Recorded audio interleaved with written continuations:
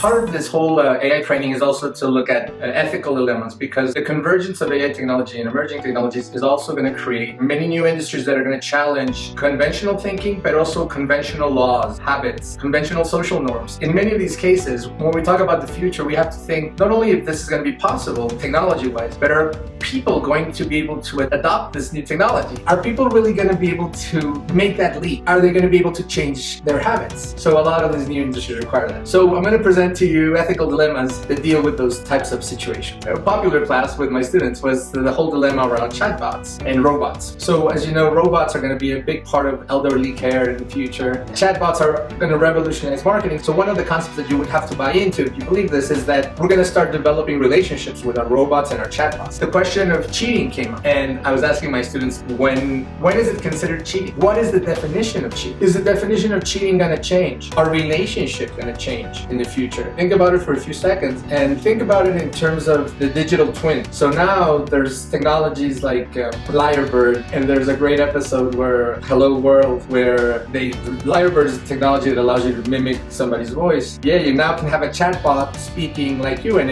in addition, they're loaded with everything about you and trained on your data. The question is, they could actually perform technically very similar to you. They have similar responses to the same question. So I think one of the measurements that we're going to have is robot deviation or chatbot deviation from reality. So when you load them up with everything that you have, and then you run a battery of questions and you see how many answers were identical and how many answers were different. But the problem is you keep doing it and doing it and doing it, you get better and better to the point where I think you're going to get very high degrees of accuracy. So in those cases, you could have a situation where you're having your digital twin talk to your parents every week. Like, you don't have to be present. I mean, for a lot of my friends, they were barely present to begin with in those conversations. Hi, hello, yes, no. Is that ethical? Like, is that okay? There's supposed to be a law that just got enacted in California that if it's a robot, it needs to be disclosed, even if it talks like a human. But does that apply to you and your parents? I mean, that probably applies in a corporate setting. Will you have your digital twin talk to your boss? If you double book a meeting, will you have your digital twin talk to your clients? So these are things that we need to think through. But in terms of relationships, you know, we can take it one step further, and sometimes these extreme scenarios also make us flesh out sort of the meat. And remember, in all of these scenarios, the whole point is to develop an intuition. So there's no right or wrong. And definitely, I am not the AI guru or the AI whisperer. I don't know the future, but we have to go through the exercise. Right now, you can customize the voice on Siri, you can customize the voice on Alexa. But what if, as we go forward and further into this virtual reality chatbot kind of world where you can physically see Siri and you can physically see Alexa and you can customize their body and their clothing and everything and their attitude? It's going to be interesting to see how people start developing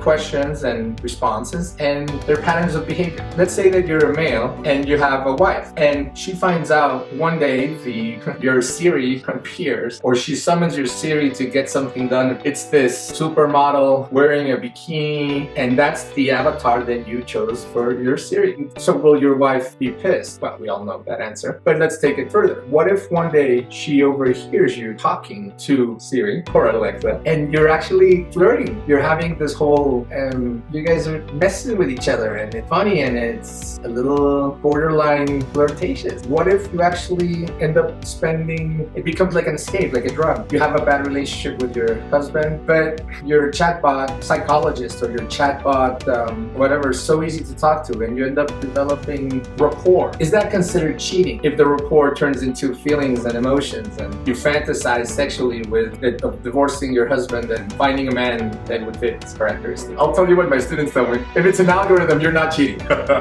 So if it's a computer, you're not cheating. Others went a little further. If it does not involve a reciprocal emotion, it's not cheating. So since the robot can't feel anything, then you're not cheating. It's like playing a game. Another group of students said, but if it does generate an emotion on you, then it is cheating. So then I asked them, of course, like, so is porn cheating? Because, you know, it clearly generates emotions and blah, blah, blah. And there are no right and wrong answers. But there's probably $1 billion industry that's gonna emerge around these chatbots, robots, sexbots, that has to do directly with the relationships with humans. So if we're gonna be working and creating these types of solutions, we have to decide where we stand. Where does it go? How does human society then change? And the great news is that we have, between the Black Mirrors and there are so many sci-fi programs that deal with these things that you get a good glimpse of how society will transform. Now, I have a problem with Black Mirror. I just feel like it's too dystopic. All of these shows of of the future are very dystopic, and that's sort of a Hollywood trend. I would love to see a show called White Mirror.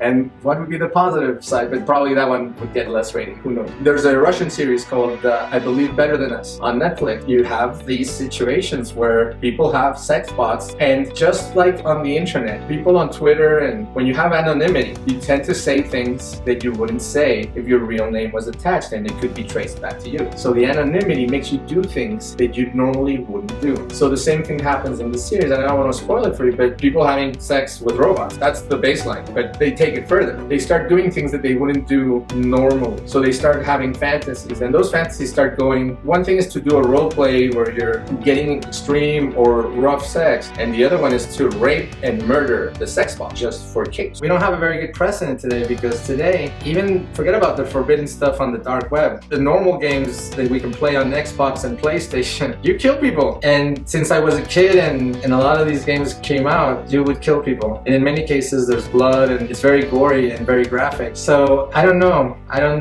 In that sense, I'm not very positive about possible laws to defend robots and sex bots from getting raped and murdered while in the act of sex. I think the people that are looking for that will be able to find it in the future, just like they've been able to find it throughout history. Now the question though, so let's go beyond, since that topic is mute, but let's try to go beyond it.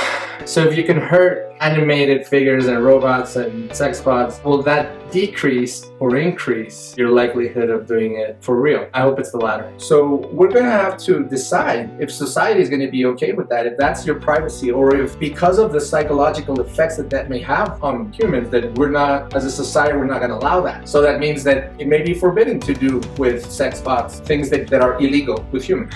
And so now obviously then that creates the law, then that creates the black market. It's this whole craziness. That's why this is a strategy course, because many of these discussions do not involve data structures, algorithms, data science. It's more of scenario planning and developing an intuition and putting a stake and saying, this is where I believe that 15 years in the future we will be, and then charting the cone of uncertainty and driving your company and your product development towards that vision of the future. We'll do many more of these examples, don't worry.